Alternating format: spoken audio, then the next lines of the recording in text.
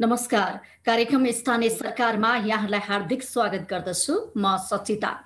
स्थानीय सरकारमा हामी स्थानीय जनप्रतिनिधिसँग रहेर कुराकानी गर्दै आइरहेका छौँ। आज पनि हामी स्थानीय जनप्रतिनिधिसँग कुराकानी गर्दैछौँ। बुटवल उपमहानगरपालिकाका उपमेयर हुनुहुन्छ यति बेला हामीसँग गुमा देवी आचार्य। उहाँ आइसकेपछि के काम गर्नुभयो, विकास निर्माणको काम लगायतका समसामयिक विषयमा कुराकानी गर्नेछौँ। उपमेयर साहब, यहाँलाई स्वागत छ कार्यक्रममा। नमस्कार। यहाँ जनप्रतिनिधि भएर आउनु भएको 3 वर्ष पनि बितिसकेको छ। 3 वर्षमा के गर्नुभयो तपाईँले बताइदिनुहोस्। सर्वप्रथम अब तपाईहरुलाई नमस्कार, धन्यवाद दिन चाहन्छु। र हामी स्थानीय तहको निर्वाचन भएर आइसकेपछि के काम गर्यौं भन्ने विषयको बारेमा यो छोटो समयमा सबै त बताउन सकिँदैन होला। यद्यपि हामीले काम गर्दै गर्दाखेरि सबैभन्दा पहिला हामी शपथ ग्रहणकै बेलामा हामी बुटवल उपमहानगरपालिकालाई लैङ्गिक हिंसामुक्त सहर बनाउने छौँ भनेर प्रतिबद्धता जाहेर गरेका थियौँ। बुटवल उपमहानगरपालिकामा दिने नागरिकलाई दिने सेवा सुविधाहरू अनलाइनबाट हामी दिनेछौँ भन्ने हिसाबले कुरा गरेका थियौँ। हामी सबै वार्ड 19 वार्डमै हामी अनलाइनबाट त्यो सेवा प्रदान गर्ने व्यवस्था मिलाएका छौँ।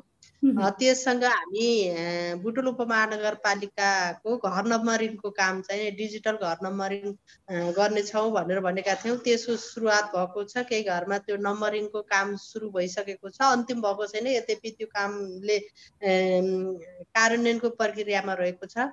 र त्यससँग हामी अव्यवस्थित बसोबासलाई व्यवस्थित गराउने छौँ। त्यसका निम्ति हामीले गर्नुपर्ने कामहरू गर्नेछौँ भन्ने हिसाबले गरेका छौँ। हामी अव्यवस्थित बसोबास अन्तर्गतको डाटा सङ्कलन गर्ने काम हामी सम्पन्न गरिसके पश्चात हामी नाप्ने कामलाई अगाडि बढाएका छौँ। त्यस बाहेक बुटवल उपमहानगरपालिकाले गर्नुपर्ने अब मानवीय विकास र भौतिक विकासलाई सँगसँगै जोडेर जानुपर्छ भन्ने मान्यताका साथ हामीले बनाउने योजनाहरू र हामीले घोषणापत्रमा जुन किसिमको प्रतिबद्धता जाहेर गरेका थियौँ, घोषणापत्र त्यससँग अब 2030 सम्मको जुन दिगो विकासको लक्ष्य छ, दिगो विकासको लक्ष्य र हाम्रा विभिन्न टोल विकास समिति मार्फत आएका योजनाहरूलाई सम्बोधन हुने किसिमले हामी त्यो व्यवस्थापन गरेका छौँ।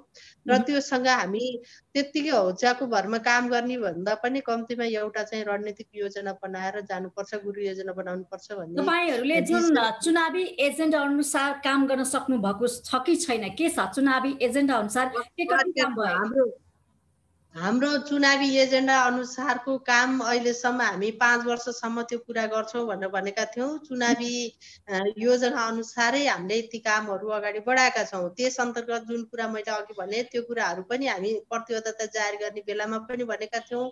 त्यससँग हामीले अब घोषणापत्रमा पनि राखेका थियौँ। त्यो कामहरूले सुरुवात भएको छ र मैले अघि पनि जोडेँ, जबसम्म मानवीय विकास र भौतिक विकासको सन्तुलन मिलाउन सकिँदैन तबसम्म मुलुकको समृद्धि सम्भव छ जस्तो लाग्दैन। त्यो भएको कारणले हामी त्यो सन्तुलित ढङ्गले मिलाउनका निम्ति हामी त्यो व्यवस्थापन गरेका छौँ। बाटाघाटा पूर्वाधारका कामहरू हामी सँगसँगै लगाएका छौँ। मानवीय विकास अन्तर्गत हामी शिक्षा स्वास्थ्यलाई पहिलो प्राथमिकतामा राखेका छौँ। बुटवल उपमहानगरपालिकालाई पर्यटकीय गन्तव्यको रूपमा हामी विकास गर्नेछौँ भनेर भनेका थियौँ। हामी केही पर्यटकीय क्षेत्रहरूका पूर्वाधारहरू हामी सुरुवात गरि पनि सकेका छौँ। केही चाहिँ सम्झौता भएको छ, कार्यान्वयनको प्रक्रियामा भएको छ र त्यही किसिमले हामी कार्यान्वयनमा अगाडि बढाएका छौँ। त्यससँग हामी स्वास्थ्यको हिसाबले चाहिँ अब स्वास्थ्य सुविधालाई सबै जनतालाई स्वास्थ्यको पहुँचमा ल्याउनेछौँ भनेर भनेका थियौँ। हामी सबै हाम्रो सहरी स्वास्थ्य केन्द्र र हाम्रा जनस्वास्थ्य कार्यालय मार्फत हामी सबै नागरिकलाई सेवा दिने किसिमले हामी त्यो व्यवस्था मिलाएका छौँ। 80 वर्ष उमेर पुगेका हाम्रा ज्येष्ठ नागरिक बा आमाहरूलाई घरमै गएर स्वास्थ्य परीक्षण गर्ने र उहाँहरूलाई काउन्सिलिङ गर्ने र हामीसँग रहेको जनशक्तिले गर्न सक्ने जुन सेवा हो हामी सेवा प्रदान दिएका छौँ। विकास निर्माणको काम सँगसँगै त्यहाँको जनजीवनमा के कस्ता परिवर्तन आए, के कस्ता खुसीहरू तपाईँले दिनुभयो, त्यहाँको आवश्यकता इच्छा अनुसार तपाईँले के काम गर्नुभयो त्यो पनि बताइदिनुहोस् न। मैले यहाँ अहिले आएको परिवर्तन खुसीको हिसाबले हेर्दा बुटवल उपमहानगरपालिका का 6वटा वार्ड, साबिक 2टा गाविस चाहिँ एकैचोटि नगरपालिका नबनिकन एकैचोटि उपमहानगरपालिकामा गाभिएका वार्डहरू थिए र हामी सबै पूर्वाधारको हिसाबले हिजो कतिपय ठाउँहरूमा हाम्रा यातायातको सुविधा नपुग्ने अवस्थाका सडकहरू पनि थिए। कति वार्डहरूमा केही ठाउँहरूमा हाम्रा विद्युतको लाइन नपुगेको क्षेत्रहरू पनि थियो। अहिले हामी सबै ठाउँमा सडक पुर्याएका छौँ। सबै ठाउँमा हामीले बिजुली, पानी लगायतका त्यो सेवाहरू प्रदान गरेका छौँ र सबै वार्डलाई स्वास्थ्यको पहुँचमा पुर्याउने हिसाबले हामी ती पूर्वाधारहरू विकास गरेर हामीले त्यो स्वास्थ्य सेवा दिन सुरु पनि गरेका छौँ। त्यो हिसाबले चाहिँ प्रत्येक नागरिक अहिले चाहिँ हरेक हिसाबले हामी अहिले पनि नागरिकका घर दैलोमा पुगेका छौँ र उहाँहरू अत्यन्त खुसी हुनुहुन्छ विकासका। अनि त्यससँग हामी फेरि अर्को हामी के भनेका थियौँ भने बुटोल उपमहानगरपालिकामा हामी आइसकेपछि एउटा योजना बनायौँ कि केही समयमै हामी बुटोल उपमहानगरपालिकाका नागरिकहरूलाई हामी बेरोजगारको शून्य सहनशीलतामा ल्याउनेछौँ भनेर भनेका थियौँ र त्यो अनुसार हामीले युवा इलम कार्यक्रम र महिला उद्यमशीलता कार्यक्रम मार्फत हामी सिपहरू सिकाउने अनि त्यसपछि स्वरोजगार बन्नका निम्ति प्रेरित गर्ने त्यो हिसाबले गरिसकेपछि केही साथीहरू उपप्रमुख महिला उद्यमशीलता कार्यक्रम अन्तर्गत उद्यमी बन्नुभएको छ। अनि उहाँहरू चाहिँ अब उद्यमी बन्नका निम्ति एकदमै उत्साहित हुनुभएको छ र तालिम लिनका निम्ति पनि तयार भइराख्नु भएको छ। अर्को चरणको कार्यक्रम कहिले हुन्छ भन्ने हिसाबले आतुर हुनुभएको छ। त्यसै गरेर प्रमुख युवा इलम कार्यक्रम अन्तर्गत हामीले यहाँको श्रम बजारको आवश्यकतालाई हेरेर उद्योग वाणिज्य सङ्घ, उद्योगी व्यापारी सबै व्यक्तिहरू र होटल व्यवसायीहरू, विकास साझेदार संस्थाहरूसँग समेत हामी समन्वय गरिसकेपछि यहाँको श्रम बजारको आवश्यकता के हो त्यसलाई मध्यनजर गरेर हामी त्यो किसिमको सिपहरू दिएका छौँ र जो सिप लिनुभएको छ त्यो किसिमको साथीहरू केही आफू स्वरोजगार बन्नुभएको छ, केही साथीहरू चाहिँ अब रोजगारदातासँग जाँदा पनि सिप सहित जानुभएको छ, खाली बस्नु परेको छैन र हामी यो कार्यक्रमलाई निरन्तर लैजाने हिसाबले अगाडि बढेका छौँ। हजुर उपमेयर साहब, अब कुरा गरौँ जस्तो कि हिजो मात्रै पारित भइसकेको छ दाङको देउखुरी राजधानी नामाकरण लुम्बिनी भइसकेको अवस्था छ। तर बुटोलवासीहरूले चाहिँ बुटोललाई नै बनाउनु पर्छ स्थायी राजधानी भनेर वर्षौंदेखि माग गर्दै आउनु भएको थियो। कतिपय जनप्रतिनिधिको चुनावी एजेन्डा पनि त्यो थियो। तर किन हुन सकेन? यसमा तपाईँ खुसी हुनुहुन्छ या के हुनुहुन्छ भनिदिनुहोस् न। यसमा खुसी भन्दा पनि हाम्रो पनि त्यति बेलाको प्रतिबद्धता थियो कि बुटोल उपमहानगरपालिकालाई प्रदेशको अहिलेको अस्थायी राजधानीलाई थायी राजधानी बनाउनका निम्ति हामी पहल गर्छौँ भनेर हामी पनि भनेका थियौँ। हामी पनि त्यो किसिमले अत्यन्त मेहनत पनि गऱ्यौँ र यद्यपि अब निर्णय भूमिकामा हामी रहेनौँ भन्दा पनि अहिले विकासको हिसाबले सबै सन्तुलन मिलाउने किसिममा प्रदेश सरकारले अब दाङको भालुबाङमा जुन किसिमको घोषणा गर्यो, अब दुखी हुने र खुसी हुने भन्दा पनि स्वाभाविक रूपमा आफ्नो ठाउँमा प्रदेशको राजधानी थायी राजधानी बनाउनका निम्ति मेहनत कसरत पनि हामी गरेका थियौँ। त्यही हिसाबले हामी सबै माननीयहरूलाई पनि हामी आह्वान पनि गरेका थियौँ।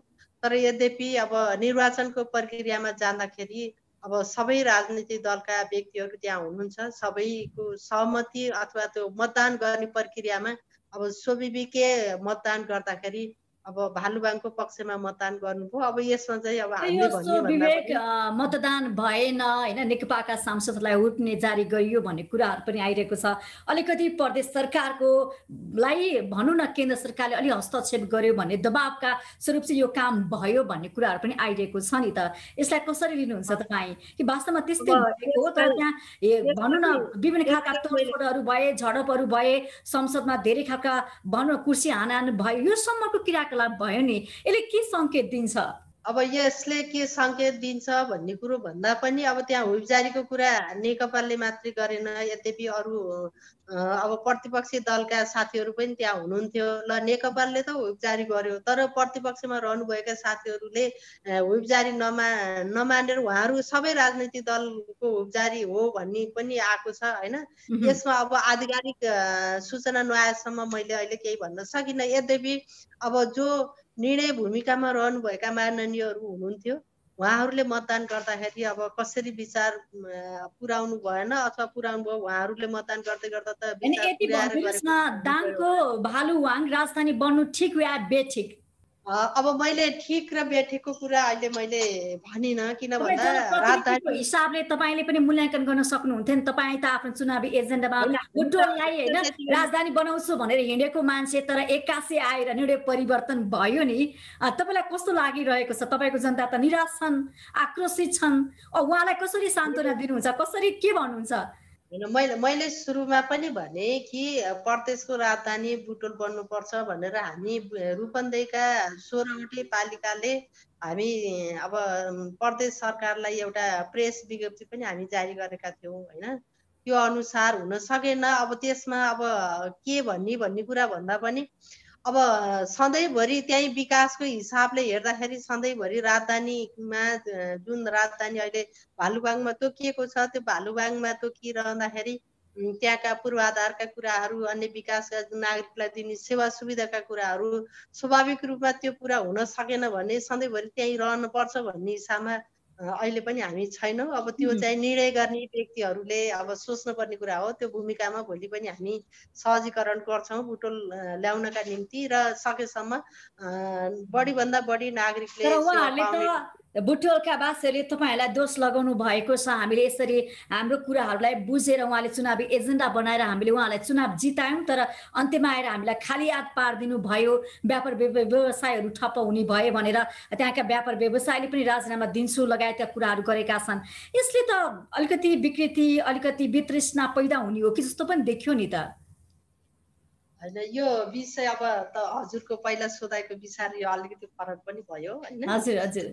अहिलेसम्म गरेका विकासका कामहरूको बारेमा भन्ने कुराहरू गर्नुभएको थियो। अब प्रदेशको राजधानीको बारेमा म धेरै, किन भन्दा निर्णय गर्ने ठाउँमा हामी नभएको हुँदा त्यसको उत्तर दिने जिम्मेवारी फेरि पनि अब प्रदेशका माननीयहरूसँग रहेको छ। हामी पहल गरेका हौँ। पहल गर्दा गर्दै अब निर्णय भूमिकामा मतदान गर्ने साथीहरूले मतदान गर्नु भएन। त्यो अब किन गर्नुभयो, किन गर्नु भएन भन्ने कुराको उत्तर चाहिँ मसँग छैन। अब तपाईँ के गर्नुहुन्छ? 2 वर्ष बाँकी छ तपाईँहरूसँग। के गर्नुहुन्छ? तपाईँको के छ योजना?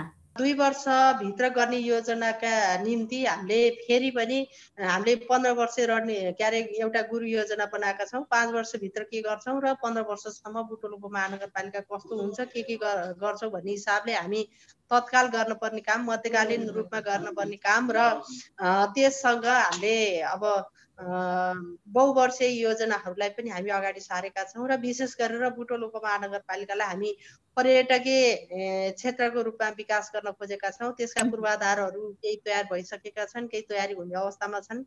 हामी बुटोल उपमहानगरपालिकालाई औद्योगिक क्षेत्रको हिसाबले व्यवस्थापन गर्न खोजेका छौँ। अहिले साबिक औद्योगिक क्षेत्र र साबिकको मोतीपुरमा रहेको जुन औद्योगिक क्षेत्रका निम्ति निर्माणाधीन अवस्थामा रहेको छ, त्यो हिसाबले हामी औद्योगिक व्यापार केन्द्र उद्योग र व्यापारको हिसाबले हामीले यसलाई विकास गर्न खोजेका छौँ र नेपालकै मध्यभागमा रहेको व्यापारिक हब भएको कारणले गर्दा यसलाई हामी त्यो किसिमले लैजान खोजेका छौँ। त्योसँग हामी कृषि र पर्यटन के अरे कृषिलाई हामीसँग जे छ 16वटा वार्ड हामीसँग नितान्त कृषि उत्पादन हुने वार्डहरू रहेको छ। हामी कृषिलाई पनि उत्पादनमा जोड्न सकिन्छ भन्ने हिसाबले भूमि ब्याङ्क र श्रम ब्याङ्कको अवधारणा अगाडि सारेका छौँ। त्यससँग शिक्षा र स्वास्थ्य सबैभन्दा महत्त्वपूर्ण विषय रहेको छ। शिक्षा हिजो हामी आउनुभन्दा आज धेरै सुधारिएर गएको छ। शिक्षामा गुणस्तरीय शिक्षा कसरी दिन सकिन्छ र प्रत्येक बालबालिकालाई शिक्षाको पहुँचमा कसरी ल्याउन सकिन्छ भन्ने हिसाबले हामी योजनाबद्ध तरिकाले हामी अगाडि बढेका छौँ।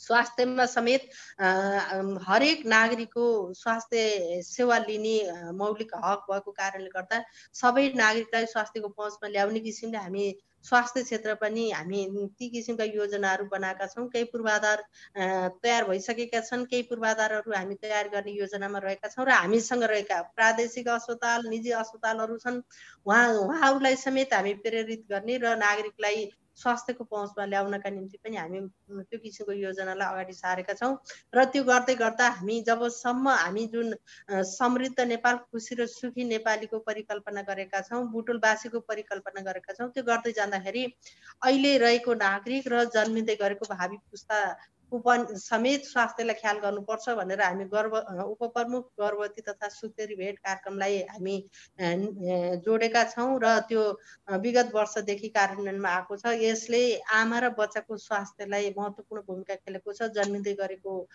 बच्चा र आमा बन्दै गरेको जुन महिला हुनुहुन्छ उहाँलाई पनि त्यसले सेवा दिएका छौँ र भोलिको समृद्धिका निम्ति हामी हरेक हिसाबले बुटवल चाहिँ नमुना सहरको रूपमा हामी विकास गर्न खोजेका छौँ। हजुर उपमेयर साहब, अब भनौँ न, यहाँले उपमहानगरपालिकालाई भोलिको समृद्धिको लागि हामी लडिरहेका छौँ, सङ्घर्ष गरिरहेका छौँ, विकास निर्माणमा लागिरहेका छौँ भनिरहँदाखेरि अब आर्थिक समृद्धि हो मेन भनेको कुरा, त्यसको लागि चाहिँ कृषि नै हो, किनकि अधिकांश मानिसहरूको मुख्य पेसा भनेको कृषि हो। अब कृषिबाट हामीले कसरी कृषि क्रान्ति गर्न सक्छौँ, आर्थिक समृद्धि ल्याउन सक्छौँ, आर्थिक आय आर्जन गर्न सक्छौँ। हामीले देखिरहेका छौँ किसानहरूले मल नपाएको, किसानले खेतबारी बाँझो राखेको, उत्पादनमा कम आएको, यो कुराहरू त झन् दिन प्रतिदिन बढिरहेको छ नि। यसलाई कसरी तपाईँहरूले सुधार्दै हुनुहुन्छ?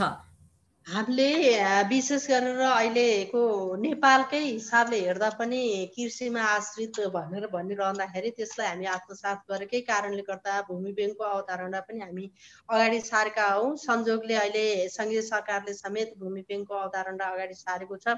त्यससँग हामी भूमि ब्याङ्कको अवधारणा अगाडि सार्दै गर्दाखेरि हामी कृषि क्षेत्रलाई विकास गर्नका निम्ति धेरै योजनाहरू कार्यान्वयनको प्रक्रियामा पनि छ। हामी भनेका छौँ उत्पादनमा आधारित अनुदान भनेर भनेका छौँ। त्यो गर्दा किसानले जुन जति उत्पादन गर्छ त्यो किसिमले किसानलाई हामी सेवा दिन सक्छौँ। किन भन्दा हिजोको अनुदान एउटा जमिन देखेर अथवा एउटा फर्म देखेर दिएको अनुदानले त्यो प्रभावकारी हुन सकेन। उत्पादन भयो वास्तविक कि भएन किसानले अनुदान पाएनन्, बिचौलियाले अनुदान बिचैमा गायब गरे जस्ता कुराहरू पनि छन् नि उपमेयर साहब, त्यस्तो छ कि छैन तपाईँको ठाउँमा? लाग्छ बुटवल महानगरपालिकामा अहिलेसम्म त्यस्तो गुनासो आएको छैन। हामी आहा, के हो त भन्दा सम्बन्धित वार्डहरूमै गएर त्यहाँ हामी समूहहरू पनि निर्माण गरेका छौँ। बुटवल उपमहानगरपालिका भित्र पनि हामी त्यो किसिमको एउटा कृषि व्यवस्थापनका निम्ति वडा अध्यक्षकै संयोजकत्वमा एउटा समिति पनि हामी गठन गरेका छौँ र प्रत्येक हाम्रा सम्बन्धित शाखाका कर्मचारी, सम्बन्धित वार्डका जनप्रतिनिधि, सम्बन्धित वार्डका टोल विकास समितिका अध्यक्षहरूले सिफारिस गरेका किसानहरूलाई मात्रै हामी त्यो किसिमको अनुदान अथवा त्यो किसिमको सेवा प्रदान गरेका छौँ। त्यो भएको कारणले गर्दा अहिलेसम्म त्यो गुनासो आएको छैन र हामी उदाहरणीय रूपमै लैजानुपर्छ भन्ने हिसाबले गोठ सुधार कार्यक्रम, भकारो सुधार कार्यक्रम, अनि त्यसपछि गाईपालक किसानहरूलाई, अनि दुग्ध उत्पादक किसानहरूलाई, अनि बाख्रा हरेक हिसाबका जुन फर्महरू छन्, अनि त्यसपछि तरकारी खेती गर्ने किसानहरू हरेक विधाहरूमा हामी छुट्टा छुट्टै किसानहरू योजना खुसी छैन, निराश छन्, सँगसँगै आकर्षित पनि हुन सकिन नि कृषि पेसामा। खास किन हो? हामीले किन आकर्षित पार्ने खालका त्यस्ता कृषि कार्यक्रमहरू ल्याउन सकेनौँ? यसमा चुक्यौँ कि?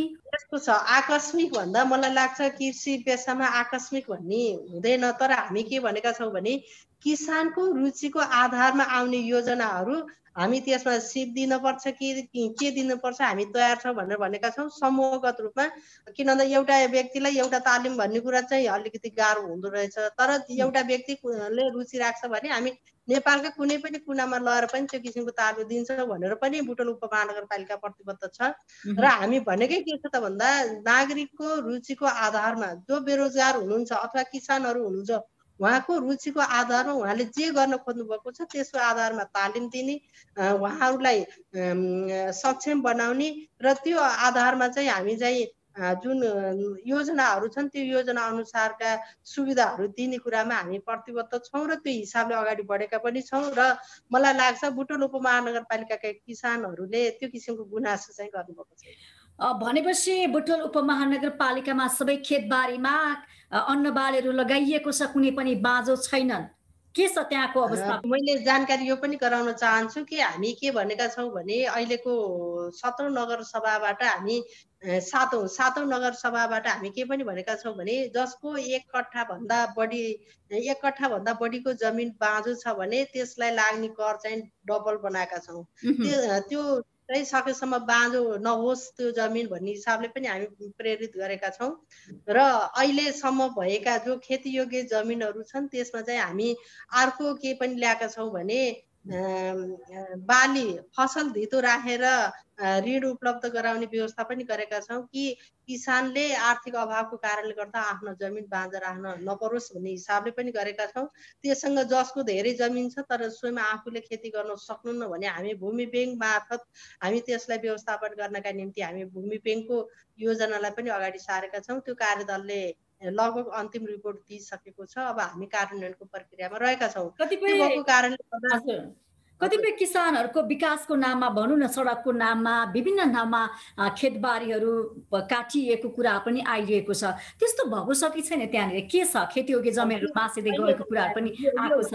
यो धेरै पटक दोहोऱ्याउनु भयो होइन, तर यो चाहिँ अहिलेसम्म हामीले त्यो देखेका छैन। किन भन्दा मैले अघि पनि भने हाम्रो प्रत्येक वार्डमा वडा समिति छ होइन, प्रत्येक वार्डमा जनप्रतिनिधिहरू हुनुहुन्छ, उहाँहरूको निगरानीमै हामी त्यो समिति गठन गरेका छौँ। र एउटा पालिका मलाई लाग्छ त्यति ठुलो पनि हुँदैन। अनि हामी प्रमुख उपप्रमुखहरू हामी कुनै न कुनै हिसाबले चाहिँ प्रत्येक वार्डमा हामी नियमित रूपमा गइ पनि राखेका छौँ। र विशेष गरेर विविध योजनाहरू र अन्य क्षेत्रको योजना गर्ने जिम्मेवारी समेत उपप्रमुखलाई रहेको कारणले विभिन्न हिसाबले अनुगमनमा जाँदा पनि हामी ती जमिनहरू हेरेका छौँ, ती ठाउँहरू हेरेका छौँ। र यहीँ हुर्केकै कारणले पनि बुटोल उपमहानगरपालिकाको सबै वार्डको बारेमा मलाई थाहा पनि छ र कुन ठाउँमा के गर्नुपर्छ भन्ने हिसाबमा हामी त्यो सोचेकै कारणले त्यो किसिमको योजना पनि ल्याएका छौँ र त्यो किसिमको अप्ठ्यारो चाहिँ देखेको छैन। अनि किसानका समस्या ज्यूका त्यौँ छन् त, कहिले पनि समाधान नहुने भयो। हामीले थुप्रै यस्ता कार्यक्रम त ल्याइरहेका हुन्छौँ, तर किसान लक्षित भएन, समस्या समाधान हुन सकेन। कुन समस्या जस्तो भन्ने कुराहरू आएको छ, सिँचाइको कुरा आएको छ, यसमा पनि तपाईँहरूले के गर्नु भएको छ भनिदिनुहोस् न, के छ? यस्तो समग्र अब देशकै समस्या राखेर एउटा पालिकाले त्यसको उत्तर दिन सक्दैन होइन।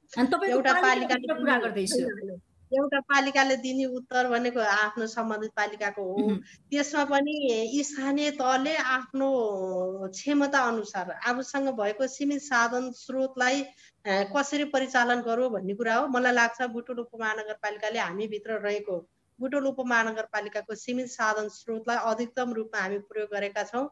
र सिँचाइको हिसाबले हामी ठुलो सिँचाइ अब सङ्घीय सरकार प्रदेश सरकारले गर्ला, तर हामी चाहिँ हाम्रो क्षमता अनुसार हामी सबै वार्डमा किसानको माग अनुसार हामी बोरिङहरूलाई हामी व्यवस्थापन गरेका छौँ। बोरिङहरू मार्फत त्यो सिँचाइको कामहरू भएको छ। र जुन सङ्घीय सरकार अन्तर्गत सिँचाइ पुग्न सक्ने ठाउँहरूमा पुरानै कुलोबाट उहाँहरूले सिँचाइ गरिराख्नु भएको छ। जुन ठाउँमा सिँचाइको सुविधा भएको छैन त्यस्ता ठाउँहरूमा, त्यस्ता वार्डहरूमा हामी बोरिङको व्यवस्था मिलाएर हामी सिँचाइको व्यवस्था मिलाएका छौँ। अब रोजगारीको कुरा गरौँ, यहाँले रोजगारीको लागि हामीले विभिन्न खालका सिप तालिमहरू दिइरहेका छौँ भन्नुभयो। कति रोजगार छन्, कति बेरोजगार छन्, कति अर्धरोजगार छन्, यो पनि बताइदिनुहोस् न। अब हामीले अब यति नै भन्ने हिसाबमा भन्दा पनि हामीसँग जुन प्रधानमन्त्री रोजगार कार्यक्रम छ त्यससँग सूचीकृत हुन आउँदाखेरि सुरुको वर्षमा 1000 समथिङको सङ्ख्या रहेको थियो। अहिले 1800 को हाराहारीको तथ्याङ्क हामीसँग रहेको छ। र हामीले प्रधानमन्त्री रोजगार कार्यक्रम अन्तर्गत पनि हामी त्यस्ता किसिमका बेरोजगार साथीहरूलाई जोड्ने काम गरेका छौँ। र त्योसँग त्यतिले मात्रै पुग्दैन, कति साथीहरूको अब आकाङ्क्षाहरू फरक पनि भएको कारणले गर्दा युवा इलम कार्यक्रम हामी अगाडि सारेका छौँ, जसले गर्दा युवा इलम कार्यक्रममा चाहिँ युवाहरूको रुचिको आधारमा चाहिँ हामी त्यो किसिमको तालिम दिने व्यवस्था मिलाएका छौँ र तालिम पनि लिइराख्नुभएको छ। मैले सुरुमा पनि भने त्यससँग अर्को एजेन्डाको रूपमा र कार्यान्वयनको रूपमा रहेको चाहिँ महिला उद्यमशीलता कार्यक्रम छ। महिला उद्यमशीलता कार्यक्रम मार्फत पनि अब पहिलो वर्ष हामीले तालिम दिँदाखेरि झन्डै महिला मात्रै 102 जना महिलाहरू हुनुहुन्थ्यो युवा इलम कार्यक्रम अन्तर्गत। अहिले हामी उपप्रमुख महिला उद्यमशीलता कार्यक्रम अन्तर्गत हामी 200 महिलाहरूलाई त्यो किसिमको तालिम दिएका छौँ र सबै साथीहरू अहिले रोजगारीमा जोडिनु भएको छ। यद्यपि हामी पछिल्लो चरणको तालिममा चाहिँ तालिम सम्पन्न भइसक्दा नसक्दै कोभिड-19 को कारणले गर्दा अब कतिपय उद्योगहरू सबै बन्द अवस्थामा पनि रहे र जुन उद्यमी बन्नका निम्ति हामी तालिम दिएका थियौँ त्यो हिसाबमा चाहिँ नयाँ उद्योग सञ्चालन गर्नका निम्ति कोभिड-19 को कारणले गर्दा उहाँहरू केही जोडिन सक्नु भएको छैन, तर पनि उहाँहरू उत्साहित हुनुहुन्छ उहाँहरू उद्योग सञ्चालनका निम्ति आफू तयार रहेको र त्यो योजना बनाइसकेको अवस्था पनि रहेको छ र मलाई लाग्छ बुटवल उपमहानगरपालिकाको यो कार्यक्रम निरन्तर रहेको कारणले पनि केही समयमै बुटवल उपमहानगरपालिका बेरोजगारको शून्य सहनशीलतामा जान्छ भन्ने हामीलाई लागेको छ।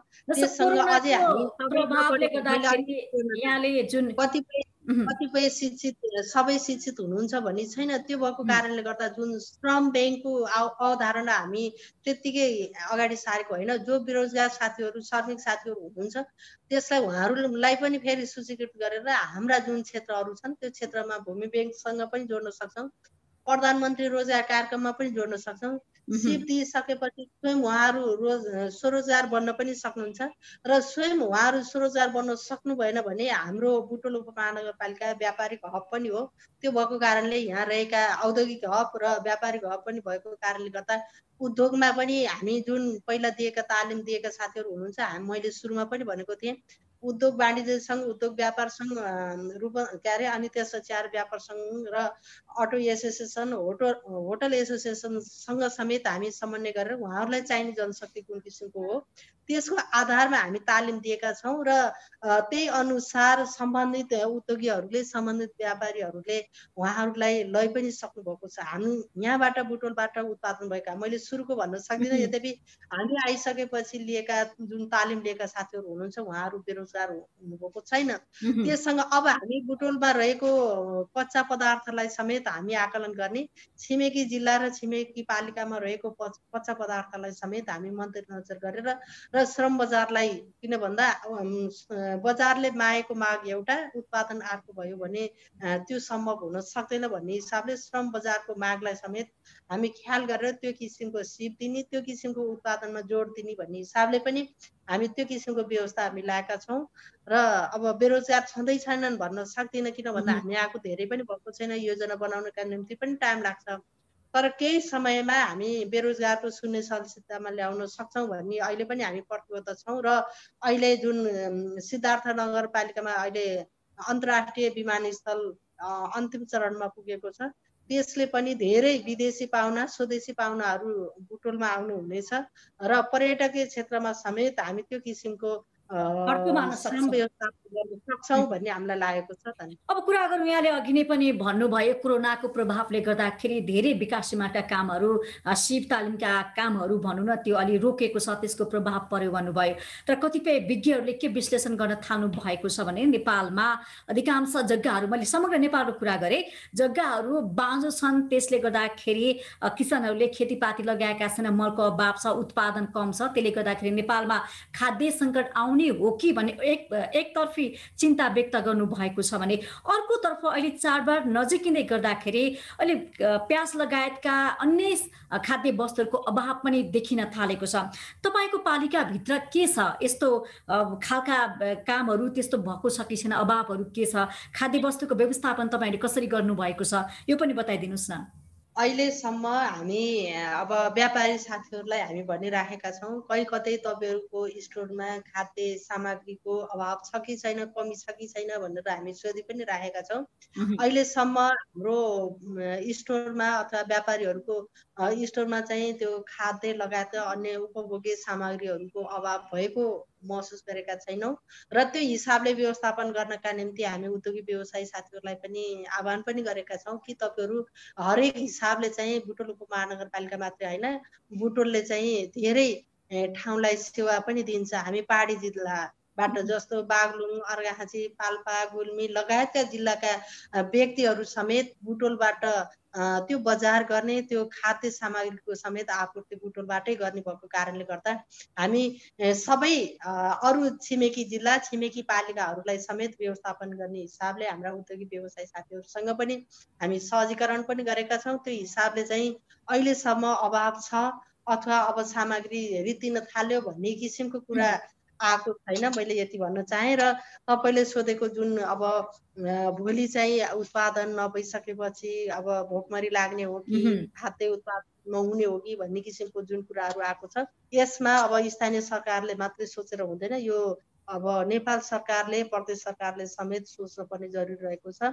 यद्यपि बुटोल उपमहानगरपालिकाले हामी भोलि कतै बिउ खरिद गर्दै जाँदाखेरि हामीसँग बिउ नभएको कारणले गर्दाखेरि हाम्रा किसानहरू त्यो जमिन बाँझा राख्न पर्ने हो कि भन्ने हिसाबले हामी त्यो व्यवस्थापन गर्नका निम्ति अब सहकारी मार्फत बिउ उत्पादक किसानहरू पनि हामीसँग हुनुहुन्छ, उहाँहरूलाई हामी प्रेरित गरेका छौँ र उहाँहरूको बिउलाई सुरक्षित राख्नका निम्ति हामी त्यो व्यवस्थापन पनि गरेका छौँ र समग्र हिसाबले हेर्दाखेरि अहिले जुन प्याजको मूल्य वृद्धि भयो, केको मूल्य वृद्धि भयो भन्ने कुराहरू भएको छ, यो अब नेपालभरिको समस्याको रूपमा रहेको छ। अब कालो बजारीको हिसाबले हामी अब हाम्रा नागरिकहरू त्यो उपभोग्य सामग्रीहरूबाट ठगिन नपरोस्, कालो बजारी नबढोस् भन्ने हिसाबले अब तपाईँहरूले मिडियाहरूमा पनि देख्नुभएकै छ। हामी बुटोल उपमहानगरपालिकाले बेला बेलामा सम्बन्धित निकायका साथीहरूलाई लिएर हामी अनुगमन गर्ने काम गरेका छौँ।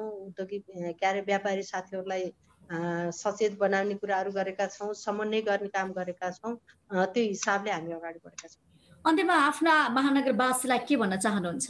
यति बेला यो अब जुन टेलिभिजन सुनिरहनुभएका साथीहरू बुटोल उपमहानगरपालिकावासी सम्पूर्ण नागरिकहरू हुनुहुन्छ, उहाँहरूलाई मैले के अनुरोध गर्न चाहन्छु भने हामी अब समृद्ध बुटोल, खुसी र सुखी बुटोलवासीको नारा लिएर अगाडि बढेका छौँ। त्यसमा तपाईँहरू आफू आफ्नो भविष्य सुरक्षित गर्नका निम्ति, आफू सधैँभरि खुसी हुनका निम्ति पनि बुटोल उपमहानगरपालिकाले अगाडि सारेका योजनाहरूसँग प्रत्येक नागरिकको समन्वय सहकार्य आवश्यक छ। त्यो हिसाबले त्यो किसिमको सहयोग, त्यो किसिमको भूमिका निर्वाह गरिराख्नु भएको छ। भोलिका दिनहरूमा पनि उद्योगिक व्यवसायी सबै साथीहरूले त्यो किसिमको भूमिका निर्वाह गर्नुहुनेछ, मैले विश्वास लिएको छु।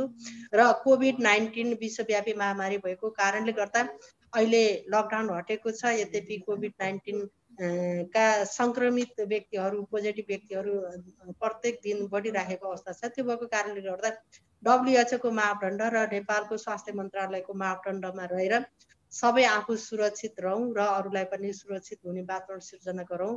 कोभिड-19 को सम्पूर्ण मापदण्ड प्रत्येक नागरिकले पालना गरौँ भन्ने कुरा म अनुरोध गर्न चाहन्छु। र सँगसँगै नजिकै गरेका पर्वहरू आइराखेका छन्, हामी चाडपर्वलाई आफ्नो हैसियत अनुसार हामी मनाऊ।